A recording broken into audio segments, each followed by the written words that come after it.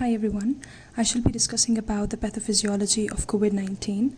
So the main aim of making this video is to give an insight of the pathogenesis of this deadly disease so that we know what is the target site of action of the various drugs that are there on clinical trials. And after knowing the pathophysiology, maybe some of the genius minds can come up with other treatment options. Okay, let's get started. So starting with the coronavirus.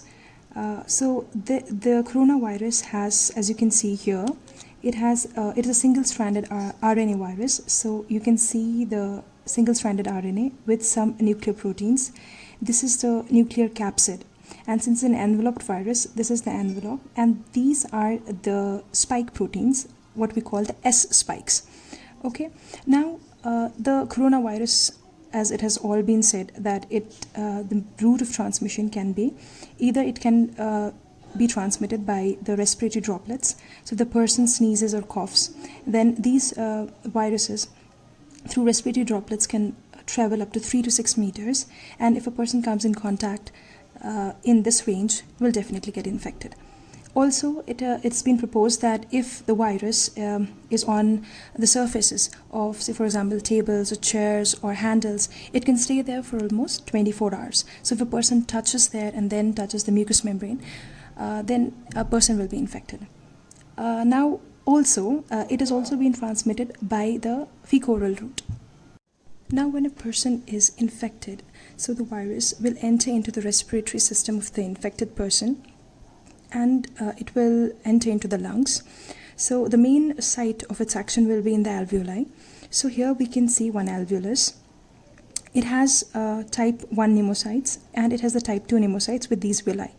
Okay, so the main site of action of this coronavirus is the type 2 pneumocytes. So it enters the type 2 pneumocytes, and what actually happens inside the type 2 pneumocyte I should be describing in this chart. So this is the coronavirus and this is the type 2 pneumocyte, okay, with the villi. So these type 2 pneumocytes, they have ACE2 receptor, that is angiotensin converting enzyme 2 receptor on their surface, and with the help of this receptor, this coronavirus will enter into the type 2 pneumocytes. After entering into the type 2 pneumocytes, what happens is that the RNA will be definitely inside the pneumocyte, leaving aside the nuclear capsid and everything else. So just the nuclear material, that is the single-stranded RNA, will be here. Okay, and then it will follow two paths. One is that by RNA-dependent RNA polymerase, it will, as the name suggests, it is RNA-dependent RNA polymerase. So there will be polymerization. So this single-stranded RNA will polymerize and will form multiple single-stranded RNAs.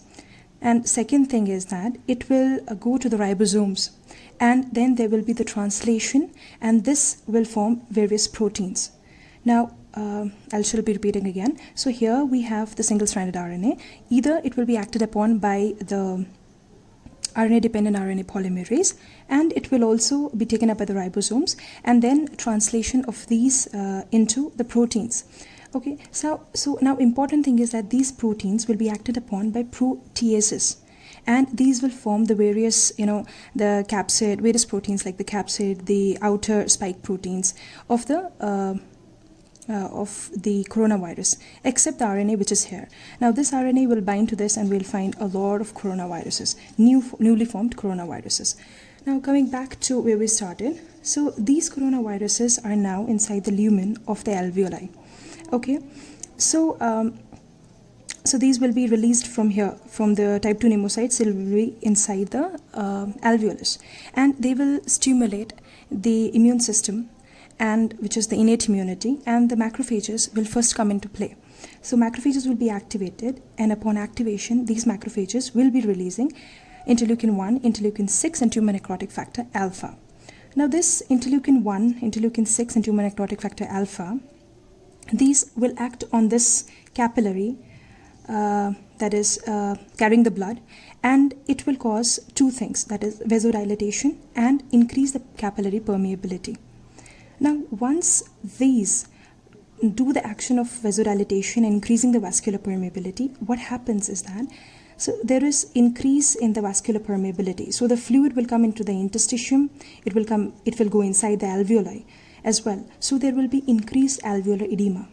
And if it involves all the alveoli of the lungs, it can lead to a serious condition, which is acute respiratory distress syndrome, which is the leading cause of death right now.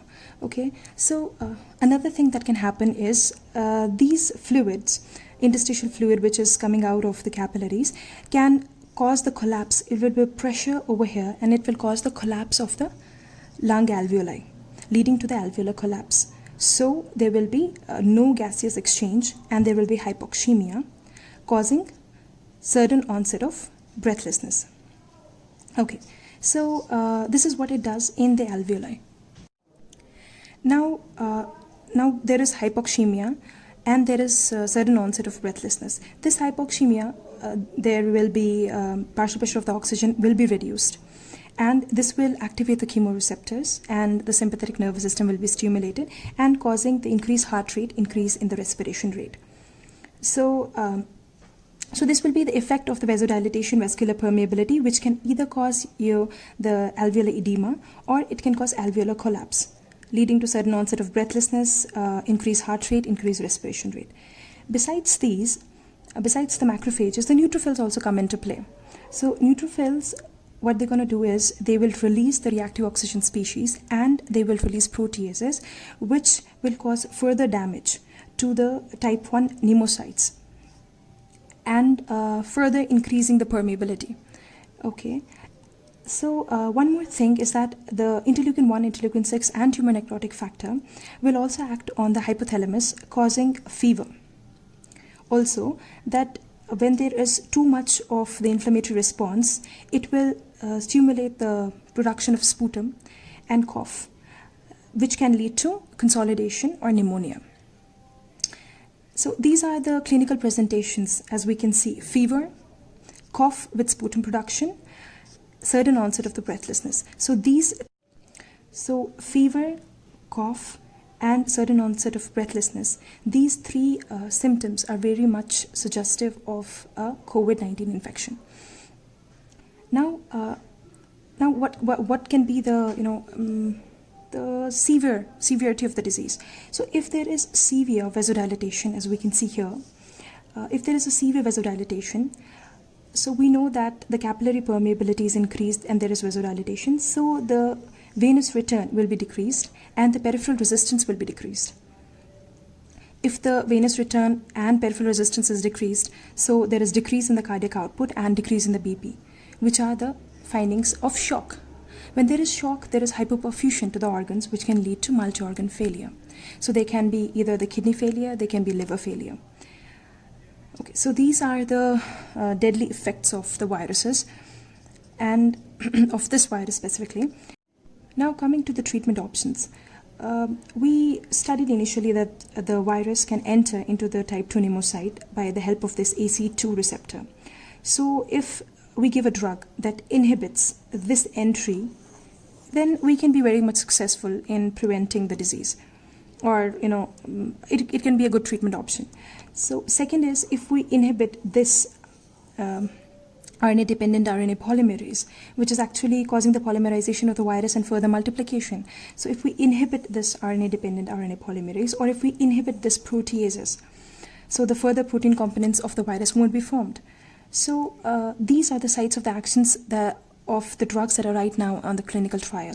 So the drug that will inhibit the ACE2 receptor is chloroquine or hydroxychloroquine.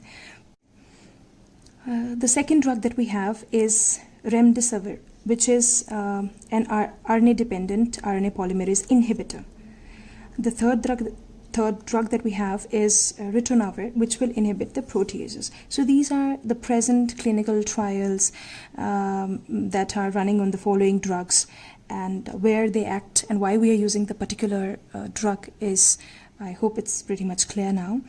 And also, since we are seeing that it's more or less of an immune-mediated response, so there are certain theories which say that may or may not the use of methylpred can be helpful for the patient, but it's still under the clinical trial, so it's too early to say anything. We need a vast majority of the patients to do the trials on. So, but yes, methylprednisolone is effective in some viral infections.